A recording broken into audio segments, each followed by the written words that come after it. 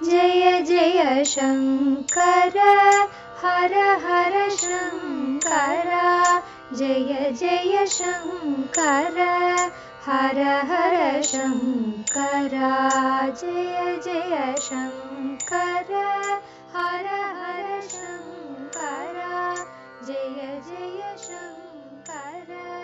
ஸ்ரீ சங்கர சரித்தம் தெய்வத்தின் குரல் 5ஆம் பாகம். அன்னை மறைவு. இப்படி லோகத்திற்காக ஆச்சாரியால் எல்லாம் பண்ணி கொண்டிருக்கும் போது உலகத்துக்கே குழந்தை குருவாக அனுகிரகம் பண்ணி கொண்டிருக்கும் போது பெற்ற தாயாருக்கு குழந்தையாக அந்திமத்தில் கடமையை பண்ணுகிறேன் என்று முன்னே வாக்கு கொடுத்திருந்தார் அல்லவா, அதை பண்ணும்படி ஆயிற்று. அந்த அம்மாளுக்கு நிர்யாண சமயம் வந்தது. அது உடனே ஆச்சாரியாளுக்கு தெரிந்தது. காலடியில் பிரசன்னமானார். தாயாரை ஆஸ்வாசப்படுத்தி அத்வைத உபதேசமாக ஸ்தோத்திரங்கள் சொன்னார். அந்திய ஸ்மரணை எப்படியோ அப்படியே மரணத்துக்கு அப்புறம் ஆகும் என்பதால் அவளுக்கு அத்வைத முக்தி கிடைக்கணும் என்று அப்படி சொன்னார். ஆனால் அது அவளுக்கு பிடிபடவில்லை. பிடிபடுகிற மாதிரி பக்தியாய் சொல்லுவோம் என்று சிவஸ்தோத்திரங்கள் சொன்னார். அவளை கைலாசத்துக்கு அழைத்து போக பிரமத கணங்கள் வந்தன, அதாவது பூதகணங்கள். அவள் பயப்பட்டாள். இதுவும் சரியாய் வரவில்லையே என்று விஷ்ணு ஸ்தோத்திரங்கள் சொன்னார். ஸ்ரீயா ஸ்லிஷ்டோ விஷ்ணுஹு என்று ஆரம்பித்து கிருஷ்ணாஷ்டகம் சொன்னார் என்று சொல்வார்கள். சுகுமாரர்களான விஷ்ணு சேவகர்கள் வந்தார்கள். தாயாருக்கு சாந்தமாகவும் சந்தோஷமாகவும் ஆயிற்று. அவர்கள் அவளுடைய உயிரை விஷ்ணுலோகத்துக்கு எடுத்துக்கொண்டு போனார்கள். கொடுத்த வாக்குப்படி ஆச்சாரியால் தகனம் பண்ண நினைத்தார். பந்துக்களும் புரோகிதர்களும் சந்நியாசியான ஏகபுத்திரரின் தர்மம் என்ன என்று புரிந்து கொள்ளாமல் ஆக்ஷேபித்தார்கள். இப்போது குறிப்பு 1939 கூறியது. தேசாபிமானிகள் பண்ணுவதெல்லாம் பண்ணினார்கள். ஒத்துழையாமை, பகிஷ்காரம் எல்லாம் பண்ணினார்கள். ஆச்சாரியால் ஒருவர் மாத்திரமாக இருந்து கொண்டு தாயார் சரீரத்தை சேதித்து தூக்கி கொண்டு போய் அகத்து கொல்லையிலேயே தகனம் செய்யும்படி ஆயிற்று. அதற்கு பிராயச்சித்தமாக இன்றைக்கும் அந்த சீமையில் நம்பூதிரிகளில் செத்துப்போனவரின் சரீரத்தை ஜாடையாக சேதித்து கொல்லையிலேயே தகனம் செய்கிறார்கள். இன்னொரு விஷயம் அங்கே சொல்கிறார்கள். ஒத்துழையாமையும் பகிஷ்காரமும் செய்யாமல் 2 குடும்பத்தினர் மட்டும் துக்கம் கேட்க வந்து மிருத சரீரத்தின் தலைமாட்டிலும் கால்மாட்டிலுமாக நின்றார்களாம். இவர்களுடைய வம்ச பரம்பரையினர் என்று இன்றைக்கும் தலையாற்றுப்பள்ளி, காப்பள்ளி என்ற 2 இல்லத்துக்காரர்களை சொல்கிறார்கள். அகில பாரத க்ஷேத்ராடனம். கொஞ்ச நாழி இப்படி ஒரு அகத்து குழந்தையாக இருந்துவிட்டு ஆச்சாரியால் மறுபடியும் உலகத்தின் குழந்தையாக புறப்பட்டு விட்டார். ராமேஸ்வரத்திலிருந்து கைலாசம் வரை ஒரு க்ஷேத்திரம் விடாமல் போனார். இப்படி அங்கங்கே அனந்தமாக விவரங்கள் இருக்கின்றன. மறைந்து போன விவரங்களும் அனந்தம் இருக்கும். சிலது சொல்கிறேன். 12 லிங்க க்ஷேத்திரங்களுக்கு போனதை முன்னேயே சொல்லிற்று. குறிப்பு: காசி, ஸ்ரீசைலம், திருச்செந்தூர், கொல்லூர் மூகாம்பிகை, குருவாயூர், திருவொற்றியூர், காமாக்கியா ஆகிய க்ஷேத்திரங்களுக்கு ஆச்சாரியால் சென்றதும் முன்பே குறிப்பிடப்பட்டுள்ளது. கும்பகோண, சிதம்பர க்ஷேத்திரங்களுக்குள்ளே ஆச்சாரிய தொடர்பும் முன்பே கூறப்பட்டுள்ளது. அனந்த சயனம் என்ற திருவனந்தபுரத்தில் வீர வைஷ்ணவர்களை சமரசப்படுத்தி அத்வைதிகளாக்கினார். பழைய மைசூர் ராஜ்யத்தில் ஒரு விஷ்ணு க்ஷேத்திரம்.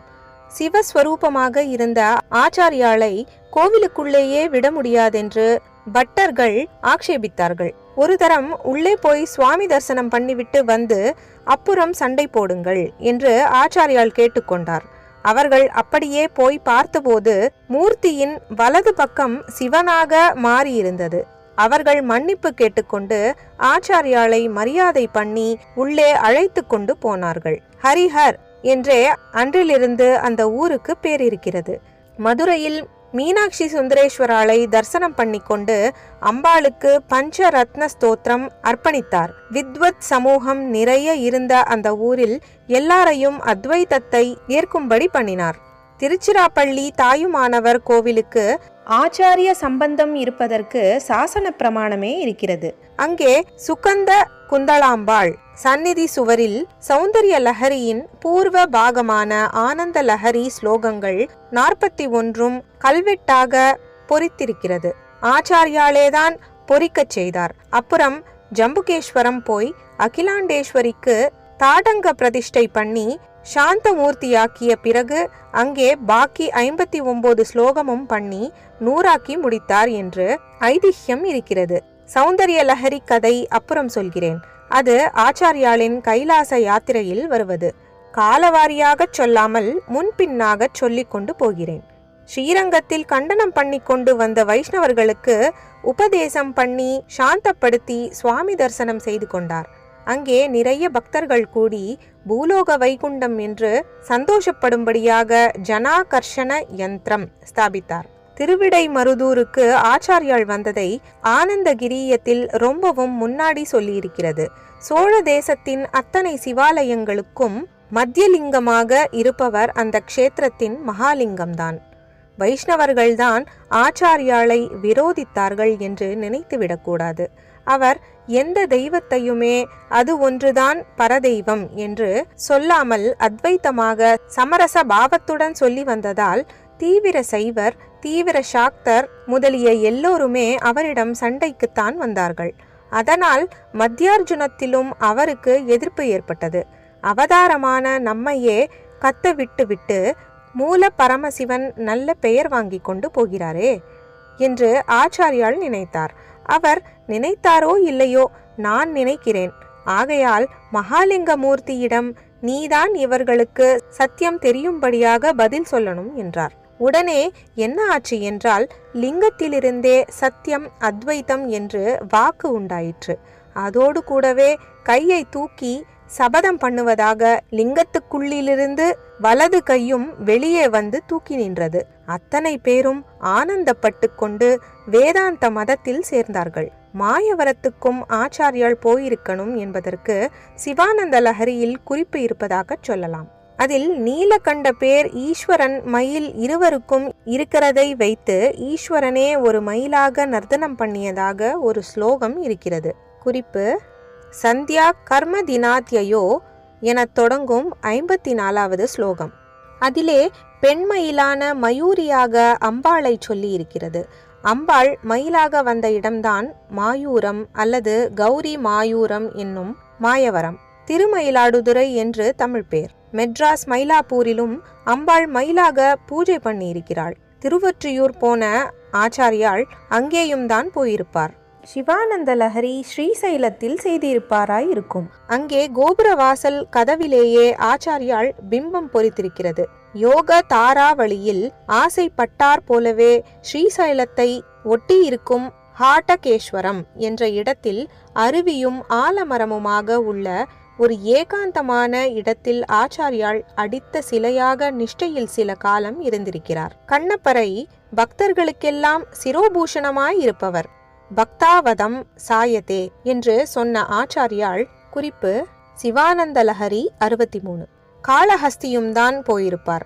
அதோடு அது அம்பாள் ஞானாம்பாளாக உள்ள க்ஷேத்திரம் அல்லவா, போகாமல் இருப்பாரா? திருப்பதியில் பெருமாளை தரிசனம் பண்ணி அந்த கோவிலில் பக்தாள் காணிக்கைகளை கொண்டு வந்து கொட்டும்படியாக தனாகர்ஷண யந்திரம் ஸ்தாபித்தார். பாண்டுரங்காஷ்டகம், ஜெகநாதாஷ்டகம் இரண்டும் அவர் மகாராஷ்டிராவில் உள்ள பண்டரிபுரத்துக்கும் ஒரிசாவில் உள்ள புரிக்கும் போனதற்கு சான்று. புரியில் ஒரு முக்கிய மடமே ஸ்தாபித்திருக்கிறார். இன்னொன்று துவாரகையில் ஸ்தாபித்ததும் தெரிந்து கொண்டோம். அச்சுதாஷ்டகம், கோவிந்தாஷ்டகம் என்று கிருஷ்ணஸ்துதிகள் அநேகம் ஆச்சாரியால் பண்ணியது துவாரகை, மதுரா, பிருந்தாவனம் ஆகிய இடங்களில் அவர் க்ஷேத்ராடனம் பண்ணின போது இருக்கலாம். இப்படியே அயோத்தியில் ராமபுஜங்கம் பாடியிருக்கலாம். சிவஸ்தோத்திரங்களில் பல காசியில் பண்ணியதாயிருக்கும். அன்னபூர்ணா ஸ்தோத்திரம் அங்கேதான் பண்ணியது என்று சொல்லாமலே தெரியும். க்ஷேத்திர தீர்த்தங்களை பற்றியும் காசி பஞ்சகம், கங்காஷ்டகம், மணிகர்ணிகாஷ்டகம் என்றெல்லாம் ஸ்தோத்திரித்திருக்கிறார். யமுனை பற்றியும் அஷ்டகம் பாடியிருக்கிறார். நர்மதா தீர்த்தத்தில்தான் ஆசிரமம் வாங்கி கொண்டார். அதை பற்றியும் அஷ்டகம் பாடியிருக்கிறார். சகல க்ஷேத்திரங்களுக்கும் போய் காஷ்மீரத்தில் மகா பண்டிதர்களுடன் வாதம் பண்ணி ஜெயித்தார். அங்கே சாரதா பீடத்தில் ஏறினார் என்ற நம்பிக்கை இருக்கிறது. அங்கே மகா பண்டிதையாக இருந்த ஒரு யுவதியை மெச்சி தலையில் சூட்டிக்கொள்ள டர்பன் மாதிரியான தரங்கம் என்ற ஒரு சிரோபூஷணம் கொடுத்தாராம். இப்போதும் அங்கே அதை விசேஷ ஆபரணமாக சொல்லி சூட்டிக் கொள்கிறார்களாம். ஸ்ரீநகரில் சங்கராச்சாரிய கிரி என்றே ஒரு குன்று இருக்கிறது. தேசத்தின் வடக்கு உச்சியில் ஆச்சாரியாளுக்கு உச்சஸ்தானம் கொடுத்திருப்பதற்கு அடையாளம். பத்ரிநாத் என்னும் பதரிகாசிரமத்திற்கு ஆச்சாரியால் போனது ஒரு முக்கியமான சம்பவம். ஜோதிர் மடம் அங்கேதான் ஸ்தாபித்தார். பதரி நாராயண மூர்த்தியே அப்போது அலகநந்தா நதியில் புதைந்திருந்ததாகவும் சுவாமி ஸ்வப்னத்தில் ஆச்சாரியாளுக்கு தெரிவித்தபடி அவர்தான் அதை எடுத்து வந்து பிரதிஷ்டை பண்ணினார் என்றும் ஐதிஹ்யம் இருக்கிறது. அங்கே சூடாக வெந்நீர் பொங்கும் ஒரு ஊற்று தப்த குண்டம் என்று இருக்கிறது. அது சுவாமியே ஆச்சாரிய பரிவாரத்தின் ஸ்நானத்திற்காக அனுகிரகித்தது என்று தெரிகிறது.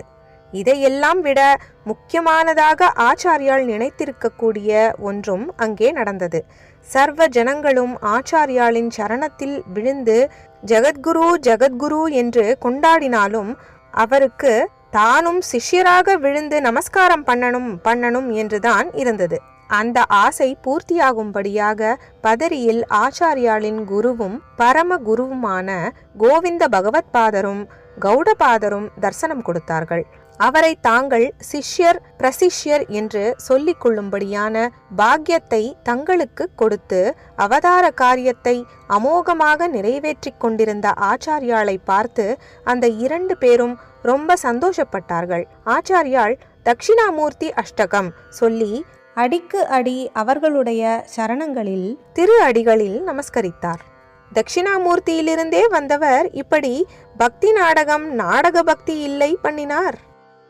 ஜெய ஜெய சங்கர, ஹர ஹர சங்கர, மகா பெரியவா சரணம்.